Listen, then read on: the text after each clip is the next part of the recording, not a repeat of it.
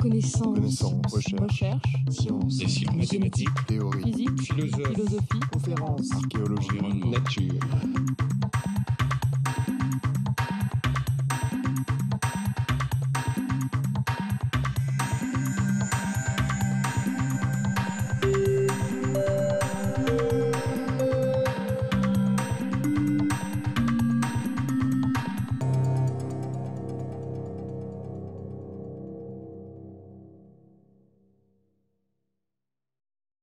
First of all, I would like to acknowledge the organizers of this symposium for the invitation. It's really a pleasure and an honor for me to be here today.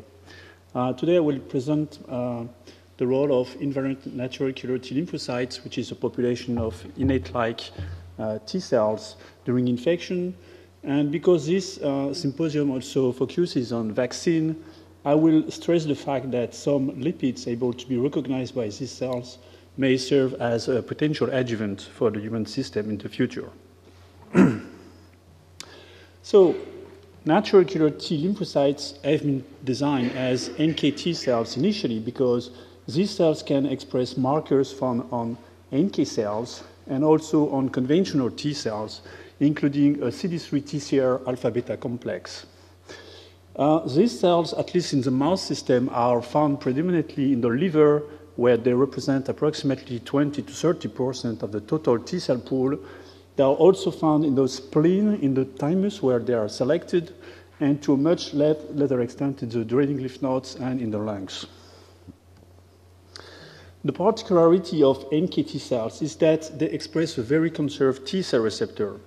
And for the predominant subset, the eNKT cells, this tissulaire is composed by a unique alpha chain that can couple with 3 different beta chains. Along with this predominant NK cell subset, there are also other NK cell populations that express a more diverse T cell receptor, but these cells are not very well studied because there is no specific markers expressed on these cells. So today, I will only talk about the predominant NK cell subset, the eNK cells. Unlike conventional T cells, NKT cells, the tissulaire of NK cells, recognize lipid antigens presented by an MHC class I homolog molecule, which is the CD1D molecule. This molecule is expressed by APC, including dendritic cells. The most famous and potent ligand for eNKT cells, which does not activate VNKT cells, is alpha-galactosylceramide or alpha-GalCer. This glycolipid has been initially isolated from a marine sponge by a Japanese group searching for anti-tumor molecules. One important particularity of NKT cells is that very quickly after lipid recognition through the tissulaire, for instance, after exogenous activation with alpha-GalCer, these cells rapidly produce important amount of immunoregulatory cytokines, including interferon gamma and or IL-4 and sometimes IL-17. So they are very, very plastic. And this cytokine burst is very important to bridge the innate and the adaptive immune response. It has been shown indeed that NK cells can transactivate many cell types, including, for instance, natural killer cells through interferon gamma production, and this is beneficial during anti-tumor and antiviral responses. NK cells can also activate the maturation of dendritic cells, in particular through CD40 ligand interaction during APC NK cell crosstalk, and this is beneficial to induce the T cell response. NK cells can also participate in the proliferation and in the formation of antibodies by B cells through cognate interactions or not, or through soluble factors, and probably they can be involved in the recruitment of neutrophils through IL-17 production. Alpha-GalCer is a very potent lipid able to induce very strong innate responses. For instance, alpha-GalCer can protect in a prophylactic setting bacterial infection. We have shown, for instance, in the lab that inoculation of alpha-GalCer by the intranasal route a couple of hours after infection with a lethal dose of Streptococcus pneumoniae can totally protect mice against mortality. And this is due to enhanced innate response due to activation of alveolar macrophages and neutrophils. Alpha-Gal cell alone can also protect mice against lung metastasis or tumor development in many experimental systems, including the B16F10 melanoma system, as initially shown by the Japanese group I mentioned previously. You can see, for instance, that the number of lung nodules is dramatically reduced in mice previously treated with alpha-Gal cell, but this phenomenon does not occur in mice that do not have NKT cells. Alpha-Gal cell can also be considered as a potent adjuvant to induce adaptive immune responses. For instance, it has been shown that the combined inoculation of alpha-Gal cell, still by the intranasal route, with inactivated influenza A virus can induce potent protection against a challenge, against the same EAV strain or against the highly lethal H5N1 strain. And this is due to the induction of a very strong innate and also mucosal immune response in the lung tissue. So these properties suggest that alpha-Gal cell may be used in the human system. It is also important to consider, as explained yesterday by Lucia, that the CD1D molecule which presents alpha-Gal cell is a non-polymorphic molecule, indicating that the lipids presented by the CD1D molecule might be recognized widely by a genetically diverse human population, and of course this is an important property. These properties, the ability to induce strong immune response and the non-polymorphic mode of antigen presentation, have led to clinical trials, in particular in advanced cancer patients. So in this case, alpha-Gal cell was injected in a free form repeatedly, or dendritic cells previously pulsed with alpha-Gal cell have been injected.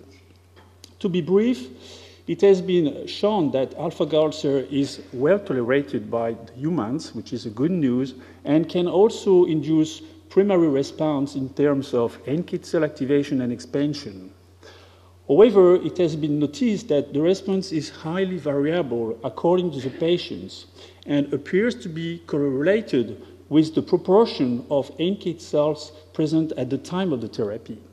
And at this stage, it is important to mention that the frequency of NKT cells in the blood is much lower in advanced cancer patients compared to healthy donors. So it is likely that in the future, it will be necessary to transfer NKT cells, autologous NKT cells, in patients before the treatment.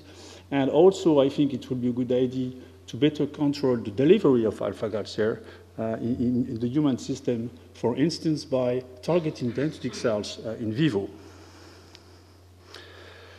So NKT cells can be activated exogenously by alpha-Gal cell to induce very strong immune response, but of course, this is not a physiological process. NKT cells can also be activated endogenously during stress conditions, including inflammation or infection, but the mechanisms are still quite elusive. Whatever the mechanism, it has been proposed that endogenous activation of NKT cells can also result in the production of immunoregulatory cytokines by these cells. And this may be beneficial or deleterious depending on the pathological conditions. For instance, this is not a rule, of course, but it is admitted that endogenous activation of NKT cells is beneficial during the spontaneous tumor immunosurveillance phenomenon and also during infection. I will come back later on this notion, whereas activation of NKT cells is rather deleterious during autoimmune disease and particularly during inflammation. So, one important question in the field at the moment, and we try to work on this topic in the lab, is to better understand how these cells become activated, because the way they are activated will be very important on their direction and on the outcome of the pathology. It is likely that in this setting, the nature of the APC, and in particular the nature of the lipids presented by the APC, as well as the nature of the cofactors, which are produced during APC-NKT cell contact, are very important to activate and polarize NKT cells towards a Th1, Th2, or maybe Th17 direction. It is also likely that during stress conditions, the nature of the stress factors, for instance, the nature of the microbe, might be also extremely important to activate and polarize NKT cells. NKT cells in general can be activated during infection. The proposed scenario is that they can be activated directly through the production of microbial lipid antigens, as explained yesterday by Mori, or indirectly through the production of microbial conserved molecular patterns. Concerning the first possibility, it has been shown that some alpha proteobacteria, such as Phangomonas or spirochetes, can indeed produce lipids, very complex lipids, able to be internalized, processed, and presented by the CD1D molecule to activate the production of interferon gamma and IL-4 by NKT cells. Concerning the second possibility, which is probably more universal, in particular during viral infection, because viruses do not produce lipids, it is believed that activation of innate sensors in sentinel cells, such as dendritic cells, which are very well equipped in innate sensors, induces a sort of maturation program in DC that finally culminates in the activation of NKT cells. It has been indeed shown initially by Michael Brunner in Boston that LPS from Salmonella can activate the toll-like receptor 4 in DC, and this can result in the selective production of interferon gamma by NKT cells. In this setting, it has been shown that the production of IL-12 and possibly the presentation of self-lipids by dendritic cells are important to activate NKT cells. Concerning the nature of the self-lipids, the group of Albert Bendelak in Chicago has proposed that isoglobo-3-exosylceramide, or IgB3, might be a potential candidate, but this finding has been called into question recently. So the nature of the self-lipids able to activate NKT cells in the periphery during stress conditions is still unknown. Along with the toll-like receptor 4, we and others have shown that activation of toll-like receptors 7, 8, and 9, which are specialized in the recognition of nucleic acids, can also activate the production of interferon gamma by NKT cells. However, compared to LPS-induced activation of NKT cells, the mechanisms are different. We have indeed shown, at least in the mouse system, that NKT cell activation in this setting, after toll-like receptor 7 or 9 activation, necessitate the production of type 1 interferon by DC, and also the neosynthesis of self-lipids by DC. Both factors are necessary. Concerning the nature of the self-lipids, we have shown that it is a charged glycolipid.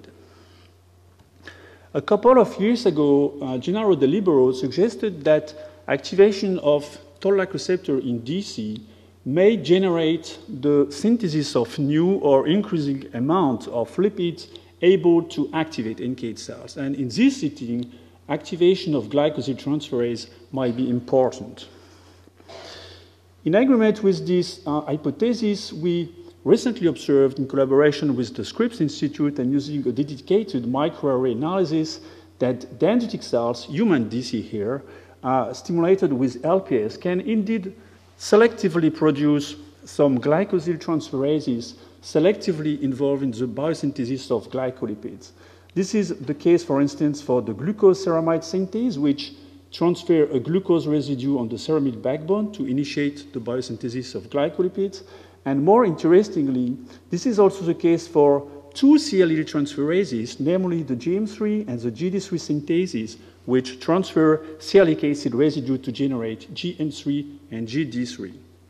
We have found exactly similar data in the mouse system. So this is not a proof, of course, but this makes sense with our hypothesis that gangliosides might be generated in DC to induce the activation of NKT cells. And in agreement with this finding, we recently observed that after CpG stimulation or IRAT4A stimulation, dendritic cells that are deficient in the GM3 synthase gene cannot activate NKT cells anymore, suggesting that GM3-derived glycolipids, ganglioside, might be involved in the activation of NKT cells. So at the moment, in collaboration with Frances Platt in Oxford, we are, of course, searching the nature of this GM3-derived glycolipid.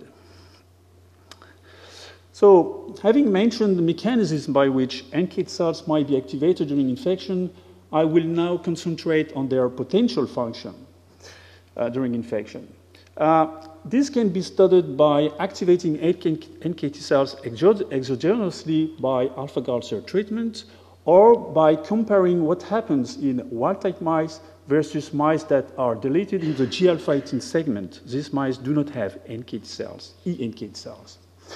It has been demonstrated using different systems that, in general, NKT cells are involved in the control of the microbial development, including during viral and bacterial and protozoan parasite infection, and that this is mainly due to the fact that in this system, NKT cells can produce interferon gamma to activate NK cells, to activate conventional T cells, including CD8 positive T cells, to activate neutrophils and macrophages. Having said that, there appear to be deleterious during inflammation that sometimes is associated with infection. Because the role of NKT cells during Helminth infection has not yet been studied, we decided a couple of years ago to investigate the role of NKT cells during infection with Schistosoma mannsoni using a mouse model. In this system, as you know, the immune response is polarized towards a strong Th2 response, and this is mainly due to the fact that the egg stage of the parasite can induce this very potent Th2 response that can play a role in the formation of granuloma. First of all, we have shown that during the course of the infection, NKT cells become activated, but not before week 5 post-infection, a time point that coincides with the deposition of the eggs in the tissue. And using a co-culture system, we have indeed found that the egg stage of the parasite can activate NKT cells indirectly, whereas the adult worm stage and the larvae stage, Schistosomum, cannot activate NKT cells. So there is a stage specificity. We have also compared what happens in wild-type mice and NKT cell deficient mice, and we found that activation of NKT cells is important in the Th1, Th2 balance of the immune response, and also in the control of the pathology. You can see here, for instance, that the granuloma that surrounds schistosome eggs are larger and contain more collagenous material compared to granulomas from wild-type mice. So in this system, NKT cells appear to control the Th2 type inflammatory response that develop in the liver. So at the moment, in collaboration with Francesca Mutapi in Glasgow and Olivier Lantz in Curie, we are investigating the potential role of NKT cells in the human system, in particular by investigating the activation status and the frequency of NKT cells in patients chronically infected with Schistosoma mannsoni and Schistosoma hematobium. In the lab, we have also an interest in respiratory infection and lung inflammation. There are not so many studies, but it appears that in the lungs, NKT cells can also control the microorganism development, including viruses and bacteria. However, they appear to be extremely deleterious in the inflammation, either sterile or non-sterile inflammation, as shown, for instance, by Maria-Lecte de Moraes in Necker during asthma in the mouse system, in COPD, and also in lung hyperreactivity. So, considering the emerging importance of high pathogenicity influenza A virus infection in humans, and considering the versatility of NKT cells in the lung, we decided a couple of months ago to investigate the role of NKT cells during influenza A virus infection. For this, we used an H3N2 strain, which is a quite virulent strain, very aggressive strain. And first of all, we investigate whether NKT cells in the lungs could be activated. As you can see here, NKT cells can express higher levels of the CD69 marker, which is an early activation marker, as early as 2 days post-infection. And here, we gated NKT cells using a CD1D tetramer loaded with alpha-gal cell. This is a very good probe to selectively label NKT cells. More interestingly, we also observed that by using qPCR analysis from sorted NKT cells, that NKT cells can express higher levels of transcript for interferon gamma 2 days and 4 days post-infection compared to NKT cells sorted from non-infected mice, but they do not appear to express higher levels of IL-4 or IL-17, indicating that they are polarized towards a Th1 direction, which is quite logical. More interestingly, we also observed that these cells can also produce transcript for IL-22 2 days after infection, but not 4 days after infection. This is a very transient phenomenon. This is interesting because, as you know, IL-22 is known to activate epithelial cells to induce the production of antimicrobial peptides and also to protect epithelial cells against cell damages. So NKT cells can be activated in the lungs during influenza A virus infection, but what do they do? To investigate this, we use an acute dose of influenza A virus, and we compare the mortality rate in wild-type versus NKT cell deficient mice. We also use a sublethal dose, of course, but I just show you the acute dose. And as you can see here, mice that do not have NKT cells die more rapidly compared to wild-type mice. We have analyzed the inflammatory response that developed in the lungs of infected mice, and we observed that the intensity of the inflammation was more important. And strikingly, we also observed that the bronchial epithelium necrosis was more intense in NKT cell deficient mice. We think at the moment that the production of IL-22 by NKT cells might be important to protect the epithelium against cell damage during infection.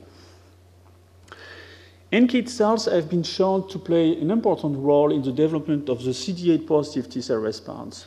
This is definitely the case during the natural course of influenza A virus infection. For instance, you can see here that the number of influenza-specific CD8 positive T cells, and we use an MHC class I pentamer loaded with a specific peptide, is dramatically reduced 4 days and 7 days post-infection compared to the number in wild-type mice.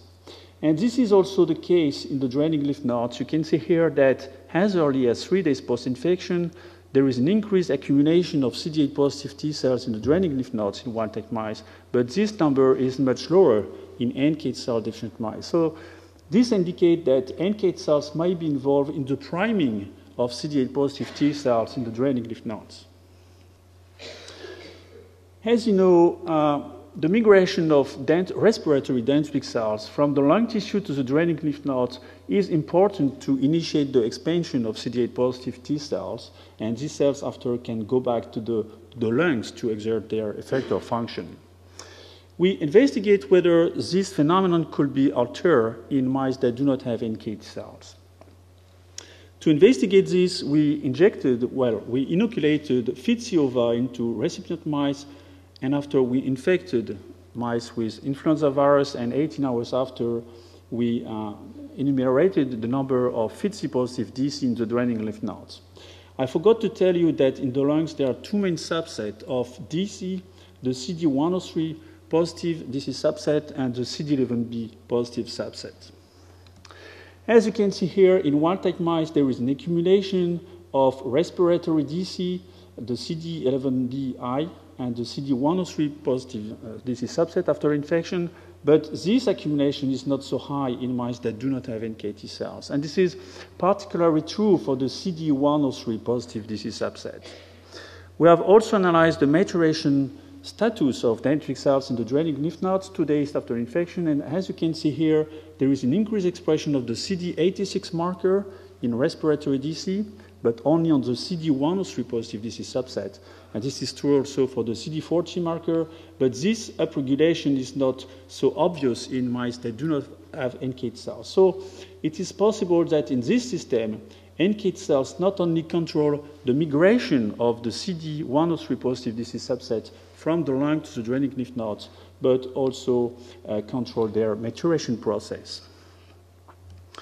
So to conclude on the influenza A virus system, and as mentioned during my introduction, it has been shown that exogenous activation of NKT cells in the lung tissue by means of alpha-Gal cell can indeed induce a potent mucosal response that can protect mice against infection. During the natural course of infection, at least in our system of ASHRI into infection, NKT cells can be activated in the lung tissue and appear to play a regulatory role on the control of the bronchopneumonia that develop in infected mice. We believe that it may be through IL-22 production, but it may be also through other mechanisms. And this is interesting because, in general, NKT cells are considered as inducer of inflammation, but here they appear to control the inflammatory process. And finally, we have shown that NKT cells play a very important role in the development of the CD8 positive T cell response, probably by inducing the migration and by promoting the maturation of the CD103 positive disease subset. So I would like to thank you for your attention. I hope that today I convince you that despite their low frequency, especially in the human system, NKT cells are very important cells, very reactive, and that in the future it may be possible to better exploit their therapeutic property for humans, especially in cancer patients. I would like to thank the people in my lab who participate in this work, in particular Christophe Paget. He performed most of this work, the Toll-like receptor project, the influenza A virus project, Thierry Malvé for the Schisto project, Christelle Faveux and Josette Fontaine. And concerning our extramural collaborators, I would like to thank Francis Platt in Oxford for the research of the self-lipid. I also would like to acknowledge Stephen Head, the Scripps Institute for the microarray analysis I mentioned, and also Mustafa Sitar in Pasteur Paris for the influenza A virus project. Thank you.